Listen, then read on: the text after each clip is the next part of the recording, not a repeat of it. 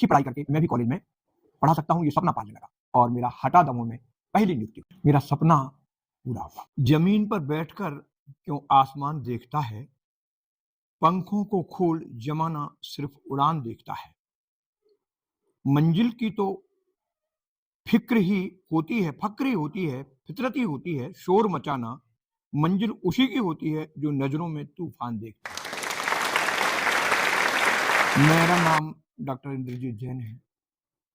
मैं इस समय प्रधानमंत्री college of excellence government PG college Tikamgarh के प्रभारी प्राचार्य के पद पर पदस्थ हूँ। इस कॉलेज में संपूर्ण ग्रामीण अंचल के लगभग 6000 छात्र अध्ययन करते हैं, जो ग्रामीण अंचलों से हैं और बहुत सामान्य परिवार से हैं। उनके लिए मध्य प्रदेश सरकार द्वारा दिए गए विजन, सुविधाएं, साधनों के अनुरूप हम उन छात्रों के लिए अच्छे से अच्छा कर सकें, यह हमारा संकल्प है। छात्र हित, संस्था हित में उपस्थित रहकर बहुत सारे चुनौतियां हमारे बीच हैं और पूर्व में भी रही हैं। मैं अपने व्यक्तिगत जीवन के बारे में यदि बताऊं तो उत्तर प्रदेश के एक छोटे से ग्राम जो ललितपुर डिस्ट्रिक्ट में आता है, ककड़ारी, वहाँ हमारा बचपन बीता और प्रारंभिक शिक्षा दीक्षा वहीं की रही। वहाँ कक्षा 5 तक स्कूल था और हमारे टीचर श्री नाथूराम जी कौशिक उदयपुरा से साइकिल से हमको पढ़ाने आते थे। बहुत कर्मवीर, बहुत लगनशील हमारे गुरुजी थे। उन्होंने अपना सर्वस्व हम सभी छात्रों के लिए लुटाया और प्रारंभिक शिक्षा कक्षा 5 पास करके हम अपने गांव से आगे अध्ययन के लिए निकल पड़े। बानपुर हमारे यहाँ से 12 किलोमीटर है। 12 किलोमीटर बानपुर में हम कक्षा 6 क्लास में हमने प्रवेश लिया और पैदल अपने गांव से यात्रा करते हुए अपना सामान लेकर बानपुर पढ़ने जाते थे। बानपुर में एक हॉस्टल था। उस हॉस्टल में हम लोग सभी निवास करते थे, मैं भी निवास करता था।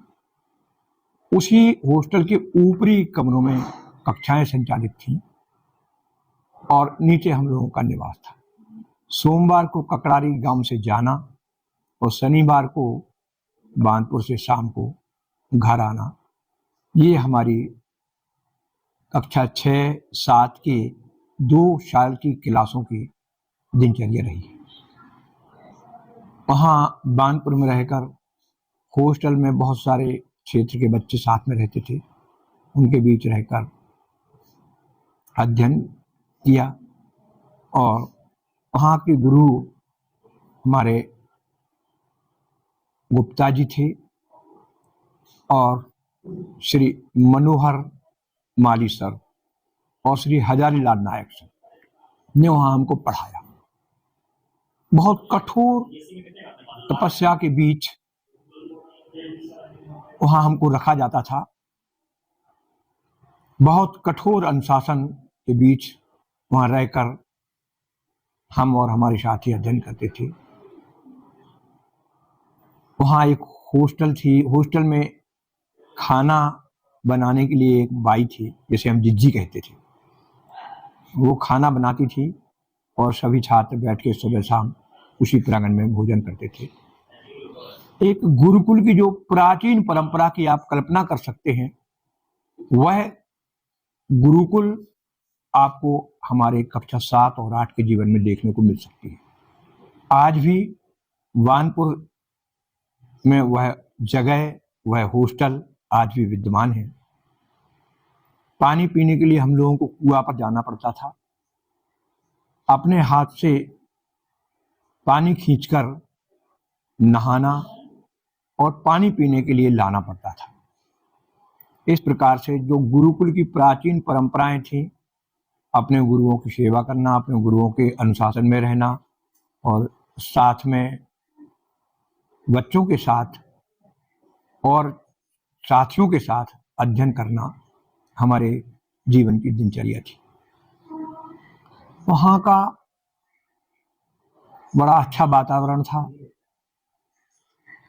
उसके बाद 8वीं कक्षा के लिए हमने टीकमगढ़ की ओर रुखसत किया।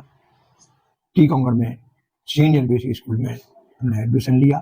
वहाँ श्री मकरंद सिंह जी वहाँ के प्राचार्य हुआ करते थे, बहुत सख्त मिजाज के, बहुत अच्छे टीचर वहाँ थे। कक्षा 8 में हमने सीनियर स्कूल में अध्ययन किया और पास किया।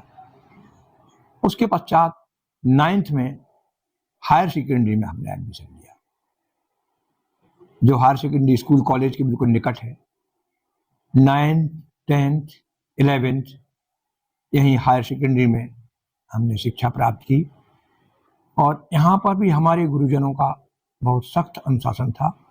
हमारे class teacher Shri N D Kharesar हुआ करते थे। उस समय श्री दुर्गपाल सिंह जी स्पोर्ट टीचर थे।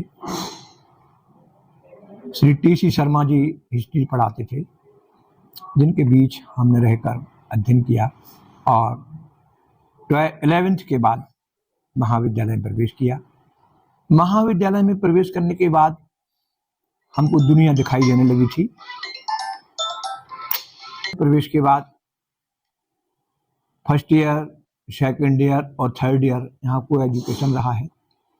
बहुत अच्छे प्रोफेसर्स के बीच हमको पढ़ने का अवसर। बीए करने के बाद एक सपना हमको दिखने लगा था।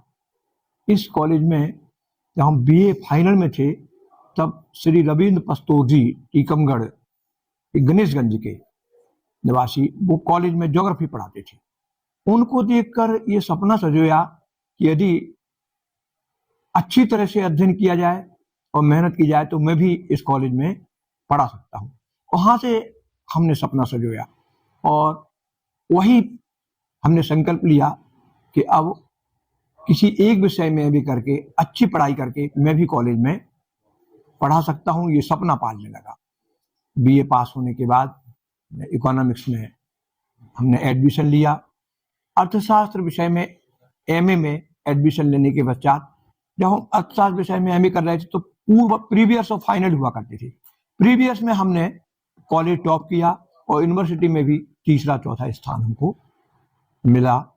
उसके बाद हमारे जो विभागाध्यक्ष थे डॉक्टर एस.एन. लाल, वो प्राचार्य भी थे, उनके अंडर में हमने थीसिस लिखी और थीसिस लिखने के बाद यूनिवर्सिटी में हमारा तीसरा चौथा नंबर आया और अच्छे 64% अंकों से उस समय हमको डिग्री प्राप्त हुई पीजी की।